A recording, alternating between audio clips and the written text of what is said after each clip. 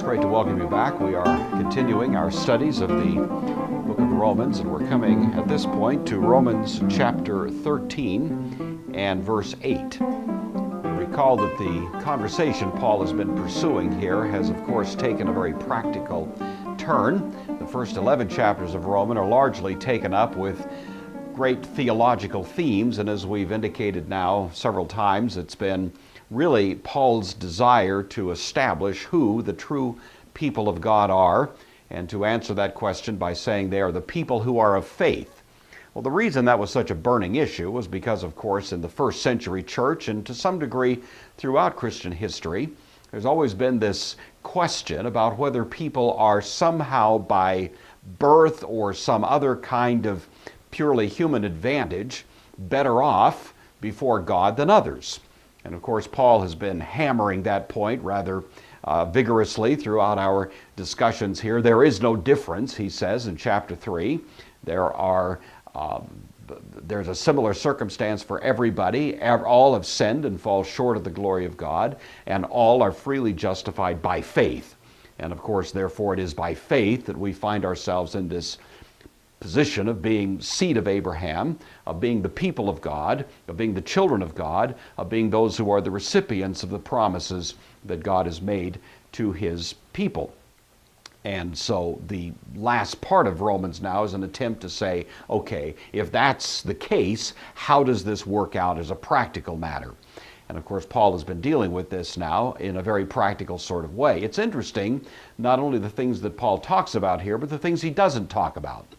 You may be aware that in others of Paul's letters, when he reaches this practical side of the letter, for example, in the letter to the Colossians or the letter to the Ephesians, various others of Paul's writings, you know that he'll many times address himself to questions related to, say, family life, husbands and wives, parents and children, masters and slaves. That kind of discussion comes up. We don't find it in Romans because it was not part of Paul's intended message. Certainly he could have addressed it, but all the way through the book of Romans, he's had a fairly narrow and rather specific focus. There are certain things he wants to talk about, and even when we get to this latter part of the book in which he's dealing with practical issues, he's still working in service of this great theme that has to do with the question, who are the people of God? And the question that he wants to deal with then as a practical matter is still going to be related to that. So he starts by dealing with life in the church, and you notice that as he emphasizes gifts in the church, and that no one should think more highly of himself than he ought to, but to think soberly, as God has given to each person a measure of faith.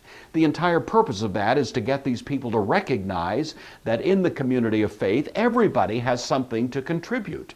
And there are not those people who are, in a sense, the inner circle, the special status, the haves and the have-nots, as sometimes people say, that in the family of God, everybody has a gift, everybody has a contribution, everybody has something to bring to the table for the good of the rest.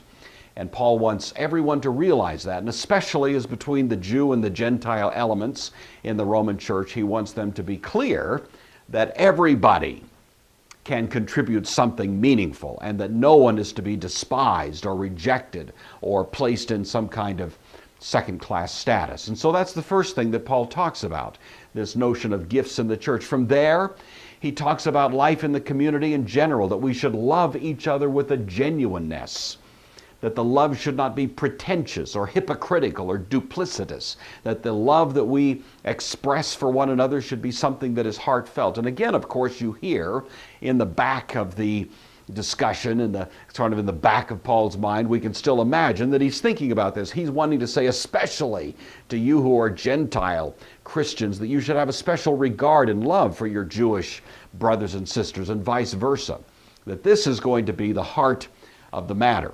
He begins to talk about life outside the church as we begin to interact with those in the community that is around us. And of course, we can imagine that these Roman Christians living there in that city in the first century probably from time to time were exposed to a certain amount of hostility and persecution from the community.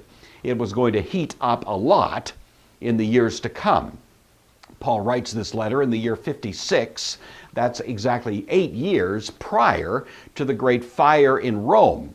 And of course, that became the excuse used by Nero to blame Christians. And of course, the first great official persecution of Christian people by Rome took place at the hands of Nero in 64. Christians had been persecuted already, but all the way through, their persecution had been at the hands of Jewish people, beginning in Jerusalem. And as you know, as Paul traveled from place to place in the ancient world on his missionary journeys, every time he'd go to a city, of course, he'd go first to the synagogue. That was the natural place. As Paul himself says repeatedly, the gospel is first to the Jew and then to the Gentile. And the reason for that is because they would be the ones who should, by human reckoning, be the quickest to get it, the most ready audience for it. And indeed, in many places, the Jewish people were the ones who first recognized and embraced Messiah, but usually a greater share would repudiate it and become the basis upon which a further persecution would take place of Christian people, of Paul in particular, and those who were converted to the gospel message otherwise.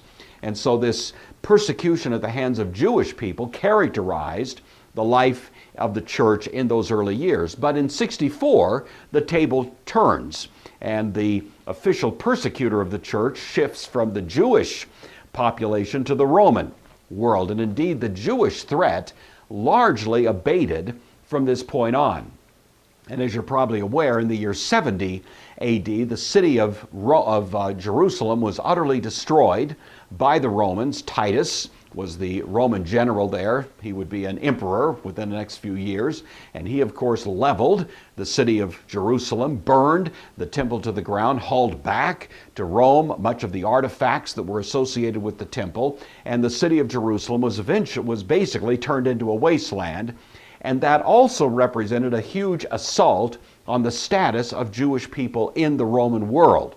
So from that point on, we really don't hear much about Jewish people mounting any kind of threat against the Christian church. From 70 AD on, that threat really is pretty much taken off the table. It ceases to be much of an issue. But the Roman threat continues, off and on, sporadically, for some years, indeed for a couple of hundred years into the future. We find that Rome will mount occasional persecutions against Christian people. So we're right now kind of in this moment when we begin to see the transition developing. And it's in this time now that Paul is beginning to address himself to how Christian people will relate to the broader community. And he wants to, of course, give them that great, wonderful Christian ethic that we find, first of all, in the Sermon on the Mount from Jesus himself, and it's reiterated multiple times through the New Testament. And it's simply this, that we should love our enemies.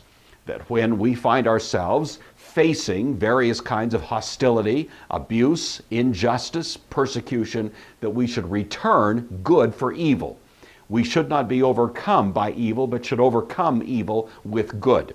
That's the great ethic of the New Testament. It seems colossally impractical. It seems like something that no intelligent person would ever actually think could work. But the fact of the matter is, the testimony of history is that again and again, when God's people have faithfully embraced that principle, we see God working in ways that are virtually impossible to predict. And so the wisdom of God's message to us here needs to be taken very much to heart. So that's what Paul has given us. He's told us to leave room for the wrath of God, that we shouldn't avenge ourselves, we shouldn't try to get even, we shouldn't try to even the score when we've been treated wrongly by various circumstances or people that may come along, but we should trust God in those situations. And of course, that gives rise then to this broader discussion that the way in which God may avenge wrongdoing is through the government that he has put in place. Even wicked governments will, as a rule, punish wrongdoing and reward right doing. And that becomes the practical basis upon which Paul counsels us to give respect to the authorities that God has put in place. And that was really the discussion we had last time, and it brings us now to the latter part of chapter 13. So this is only a couple of fairly short paragraphs, and we'll take a look at it. We may even get a little bit into chapter 14 here as time permits, but let's just examine this text. We're at chapter 13, beginning at verse 8. This is the Word of God. Owe no one anything, except to love one another. For the one who loves another has fulfilled the law. The commandments, you shall not commit adultery, you shall not murder, you shall not steal, you shall not covet, and any other commandment are summed up in this word, love your neighbor as yourself. Love does no wrong to a neighbor, therefore love is the fulfilling of the law. This short paragraph is, of course, answering a question that's been hanging in the air really throughout the book of Romans, and that is the question of how do we relate this life of faith that is instigated by grace to the requirements of the law. And of course, you can understand that from the point of view of a Jewish reader, that's a fairly important question. The Jewish people were proud of their ownership of, as it were, the law. They were trustees of the law. Paul asked the question, as we've mentioned before in Romans chapter 3, what's the advantage of being a Jew? Much in every way, he replies, because to them were entrusted the oracles, the law of God. That was the great boast. That was the great treasure. That was the great advantage of being a Jew, was that you had this wonderful provision of God's law. Well, when Paul comes along now and announces in the New Testament that justification is by faith, it's not by law, that we are not under the law, that in fact we are free from the law, that we've been put to death to the law, well, all of those things seem a little bit unexpected. And a Jewish person hearing something like that would be very much inclined to think that this is a rather anti-Jewish and anti-law kind of mentality and message that Paul is developing here. And so on many occasions now through the course of this book, Paul has returned to that theme. In chapter 3, verse 31, he asks the question, do we make void the law through faith?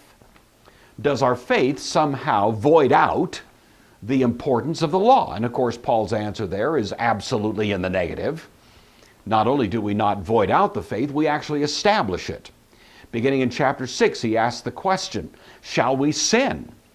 Shall we continue in sin so that grace may abound? Shall we live lawless lives? Because where sin abounded, grace abounded all the more. And Paul, of course, again answers in the negative. Chapter 6, verse 14, shall we sin because we're not under law but under grace? Does this idea that we are not under law mean that we are lawless, that we're free from any moral restraint? And again, of course, Paul answers very much in the negative.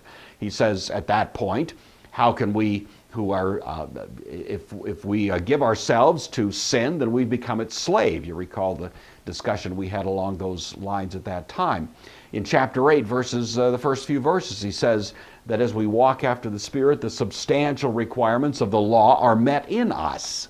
That this is part of what happens. In other words, sort of the ironic aspect of the gospel is simply this, that even though this is a message of faith and of grace, and that we are not put right with God by law, nevertheless, as a consequence of being related to God through faith, by grace, the law itself is going to be richly fulfilled. It simply is part of the character of grace. Paul says earlier in Romans that grace reigns in righteousness. When grace is influencing your life, it will produce righteousness. It will produce obedience to God's law. Not because obedience to God's law was in and of itself some kind of central objective, but it simply is, in the broader scheme of things, the effect of being rightly related to God by grace. This is very much the way it is, of course, in human relationships. When we really care about someone, in a marriage relationship or any other kind of connection we may have, that friendship, that loving relationship, that covenant connection gives rise to a law. It gives rise to a certain standard by which we conduct ourselves the one toward the other. But the law in that case is never regarded as some kind of noose, some kind of straitjacket, some kind of bondage. It is indeed simply the natural expression of the fact that we have a loving relationship to the other person. And it's that loving relationship that gives rise to the obedience to the law that is part of the connection between us. Well, you notice that that's really what Paul is driving at here. This is somewhat reminiscent of what Jesus says himself over in the Gospel of John. If you love me, keep my commandments. Notice what Paul says here. Owe no one anything except to love one another. And then he points out that this love that we have for one another will, by the nature of the case, also fulfill God's law. That is the connection, of course, between God's law on the one hand and the principle of grace on the other. That grace, which arouses within us a deep and proper form of love, is going to, just as a collateral byproduct of its expressing itself in our lives, represent a fulfilling of what the law requires. Don't owe anyone anything except to love one another, for the one who loves has fulfilled the law. There is a great kind of complementary relationship between law and love. You notice that the law generally gives prohibitions. The law tells us what we should not do. It's stated negatively. In fact, if you notice right here, all of those commandments that Paul lays out are all in the negative. You shall not commit adultery. You shall not murder. You shall not steal. You shall not covet. You shall not, you shall not, you shall not. The law sets boundaries. It says, here's the line, don't cross it. The line is distinguishing the place of obedience from the place of disobedience. Now, it tends to be the case that when a person is a legalist, they become preoccupied with the question of where is that line? Where is the line that distinguishes the place of virtue and obedience from the place of disobedience? And you get all kinds of arguments, sometimes highly subtle and sophisticated arguments that concern the question, where do you draw the line? You may recall that in the first century, the Pharisees were masters of trying to figure out where exactly to draw the line. And they had all kinds of really complicated and sophisticated rules by which they would determine whether a particular act was or was not in conformity to the standard of God's law. And sometimes those rules got pretty silly because these people were so concerned about that very subtle question of where exactly is the line to be drawn that separates obedience from disobedience. Well, you see, that's the legalistic state of mind. But of course, the New Testament doesn't call us to a concern with law in that sense. That is indeed the kind of thing that a legalist will worry about. But what the New Testament calls us to is a very different idea, namely the principle of love.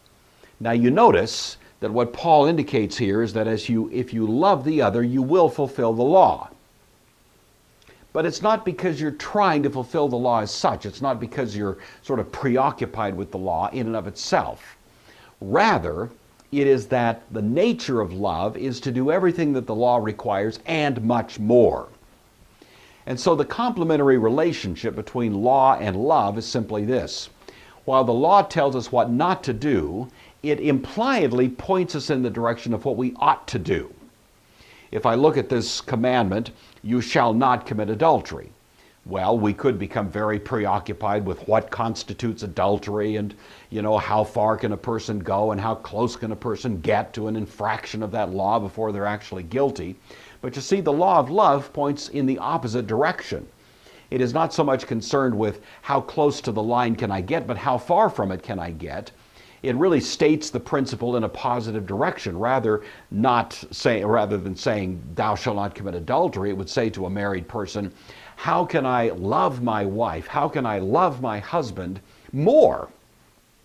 How can I give them even more of that which I ought to give them out of a heart of love? You see, it becomes less concerned about the line that limits and more concerned about this notion of how far can I go in the direction of doing the thing that love would require. The fruit of the Spirit is love, Paul says. Against this there is no law, because law is setting a limit back here, whereas love is going in an opposite direction. Same principle applies in the next one. You shall not steal. Well, I might start asking all kinds of picky little questions about whether this or that behavior represents stealing. But of course, love goes in the opposite direction. It doesn't ask, does that little action I'm committing there represent stealing? It says rather, how can I give? The opposite of stealing is giving. You can't do both at the same time. And so rather than getting fixated on some question of stealing, I ask myself, how can I even abound more in the great discipline of giving? How can I give more? Where are the places in my life where I could be even more generous in giving out of the resources that God has entrusted to me? And I stop worrying about the law that prohibits, and I start thinking about the loving principle that goes in the direction of some new, wonderful, positive expression of the opposite of what the law is prohibiting. The next one that Paul mentions here, you shall not covet. Coveting is born out of a heart of discontent. I look at my life and I say, the way that God has placed me in this situation is not what I deserve, not what I want. And so I start getting fixated on things that are not legitimately mine, nor could they legitimately be mine. And I start thinking, well, if I only had that, if I only had that trinket, if I only had that commodity, if I only had this or that thing, then I would be happy.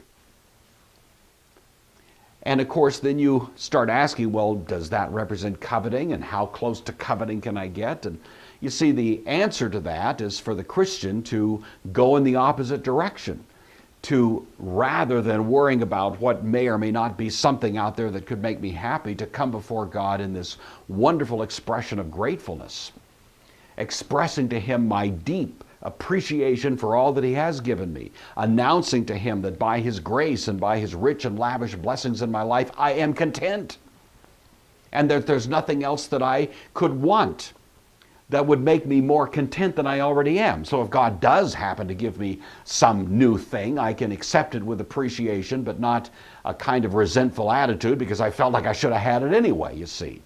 Do you see how it works? In other words, love is going to go in the opposite direction of what the law prohibits, and thus love will always fulfill anything that the law requires, but it does so much more. And the legalist tends to be a minimalist, tends to get all concerned with the bare minimum. Just how close to the line can I get and still be on the safe side? That's the legalistic question. But the question that's asked by love is a very different question. How far can I go in the direction of expressing the great impulse of love in whatever form it may be taking? And so this is, of course, Paul's point, and he wants to say this to his Jewish readers because they have continued to be concerned about the status of the law with respect to this life of justification by faith. And Paul's point is to say that if we're justified by faith, then it means grace is at work in our lives. And if grace is at work, then it's going to inspire within our hearts love. And that love is going to do everything that the law could have required and much more. That's why Paul can say to us back in Romans chapter 8 that the requirements of the law will be fulfilled within us as we walk after the Spirit. It's also why Jesus could say, in this surprising statement he makes in the Sermon on the Mount, that unless your righteousness exceeds that of the righteousness of the scribes and Pharisees, you will by no means enter the kingdom of heaven. Well, you see, the scribes and Pharisees were minimalists. They were always fixated on the precise question of what the law prohibited and how close they could get to it and whether their particular behavior was constituting some kind of infraction of that law. And Jesus, of course, calls us to a very different ethic, an ethic of going way beyond anything that the law requires. And by so doing, of course, all the law's requirements are satisfied, and yet so much more becomes the conspicuous evidence of our life of faith. Paul finally concludes all of this in verse 10. Love does no wrong to the neighbor, therefore love is the fulfilling of the law. All right, now the last little paragraph here we'll read, and that'll wrap up chapter 13. Besides this, Paul says, you know what the time is, how it is now the moment for you to wake from sleep. For salvation is nearer to us now than when we became believers. The night is far gone, the day is at hand. Let us then lay aside the works of darkness and put on the armor of light. Let us walk or live honorably as in the day, not reveling and in drunkenness, not in debauchery and licentiousness, not in quarreling and jealousy. Instead, put on the Lord Jesus Christ and make no provision for the flesh to gratify its desires. So Paul at this point is, of course, urging these people in light of what seems to be a time of crisis that is coming. It's now the moment to awake from sleep. Salvation is nearer now than when we became believers. There is some question about what exactly Paul is driving at this point. My own view is that Paul knows that there's going to be a time of a huge sort of regime change, as it were, for the life of for Christian people living at that time. He's living in the year 56. It's only 14 years out till the destruction of Jerusalem. Things are going to heat up. Over the next few years, there is going to be an increasing burden on Christian people in the face of the ferocity of the Roman world and the world in general toward Christians. And this is a time when it is necessary to really prepare oneself in a significant way for these bumpy roads that are coming. I think that's what Paul has in mind. He knows that he's living in this period in which there is this kind of crisis coming. He knows that because Jesus himself taught it in the Olivet Discourse, and the New Testament otherwise kind of breathes this expectancy that there was a sort of short-term time frame now until things were going to change. And really that change took place dramatically in the year 70. At the same time, there is a sense in which all Christian people can see in this a great truth that all of us need to embrace.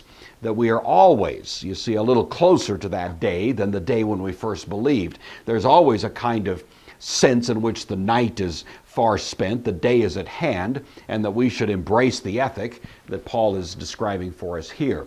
The verse that he gives us in verse 13, living honorably as in the day, not reveling in drunkenness and so on, is famously the verse that, of course, was discovered by Augustine at the moment of his conversion. You may know that story that he tells us in the Confessions, in which he was lamenting his sorry state, and he heard a child singing a little song, "Take it and read, take it and read." He went and found a Bible and opened it and found the text kind of at random there, and it was this text. And that, of course, stabbed Augustine to the core, because this was exactly the way he had been living his life, reveling and drunken, debauchery and licentiousness, quarreling and jealousy. All of those richly described the way that he had been living his life. And it's that verse that seems to have reached his soul and turned him around and put him on the path of becoming the great father of the church, who served the church so well in his day and has continued to serve the church through his writings right down to the present day. Paul says, instead, put on the Lord Jesus Christ, make no provision for the flesh to gratify its desires.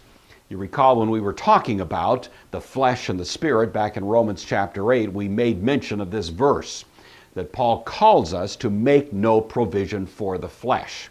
We are in this contest, as it were, involving a struggle between the flesh and the spirit. The spirit represents the impulse within us, leading us to what we are ultimately going to be. The flesh represents that lingering element within us that harkens back to what we used to be. And right now we're in a conflict, in a sense, between our history and our destiny. And this conflict, of course, is described in various ways biblically, but the conflict between flesh and spirit would be one of the more common ways that it's described. And Paul, of course, wants us to understand that the practical requirement we have as God's people is not to provide for the flesh, not to do things in our lives that are intended to feed and nourish and strengthen and give life to the flesh. Because the flesh is simply that which we have left behind, that which we are abandoning, and we are leaning toward our destiny rather than toward our history. And so we want to feed the Spirit. We want to nourish the Spirit. We want to strengthen the Spirit and do all that we can to build up that part of our character, and instead of the flesh, and indeed we want to poison and starve the flesh. How do we do that? By making diligent use of the means of grace, by studying God's Word, by attending to His services of worship, by serving Him in various ways, and so on. All of these things, including prayer and all of the disciplines of the life of faith, are intended to strengthen the Spirit and put to death the flesh and put to death the energies of the flesh. And so all of this becomes Paul's great instruction to us as to living according to this new rule. And at the heart of the new rule, of course, is the law of love. The law of doing what grace works within us. And of course, as we do so, Paul can assure his Jewish readers that there will be no failure for the law to be fulfilled within us, because the love of God in us is going to do everything that the law would have otherwise required. This is going to bring us now to chapter 14, which really is the heart of the matter, in which Paul is now going to address himself in a very particular and rather a practical way to this conflict between Jew and Gentile in the Roman church, which really in some ways may be one of the principal inspirations behind the fact that this letter was written in the first place. So we're going to come to this very important text next time, and until then, may God richly bless you.